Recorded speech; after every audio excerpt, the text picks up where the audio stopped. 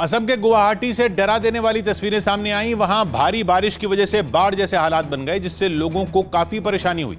राज्य के इस सबसे बड़े शहर में पिछले 4 दिन से लगातार बारिश हो रही है, जिसने कई इलाकों को पूरी तरह डुबो दिया। वहां से सामने आई एक तस्वीर में सड़कों पर बारिश का पानी सैलाब की तरह बहता दिखा।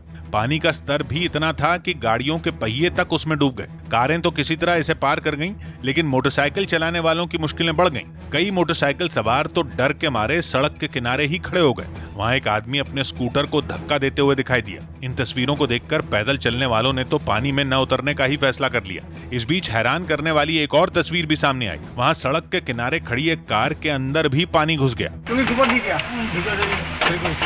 गुवाहाटी के दूसरे इलाकों में भी इसी तरह बारिश आफत बनकर बरसी। सौ बात की एक बात है कि गुवाहाटी का हाल भी हम लोगों ने देश के बाकी शहरों जैसा ही बना दिया है। जहां बारिश का पानी जिन निचले इलाकों में जाता था, वहां अब कॉलोनियां बस गईं और शहर का ड्रेनेज सिस्टम बढ़ती आबादी का बोझ बर्दाश्त करने में सक्षम नहीं है। इसलिए थोड़ी देर की मूसलाधार बारिश भी अब वहां बाढ़ का संकट पैदा कर देती है। जम्मू कश्मीर के रामबन से डरा देने वाली कुछ तस्वीरें सामने आई। वहां शॉर्ट सर्किट की वजह से कई दुकानें आग की चपेट में आ गईं।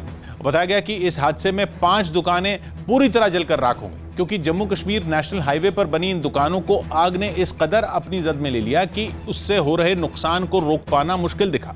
वहां से आसमान की तरफ धुआं उठने लगा। हालांकि वहां जुटे लोगों ने फायर ब्रिगेड की टीम के आने का इंतजार तक नहीं किया।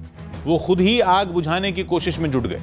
कुछ ही देर में दमकल कर्मी भी वहां पहुंच गए और कड़ी मेहनत के बाद उन्होंने इस आग को बुझा लिया।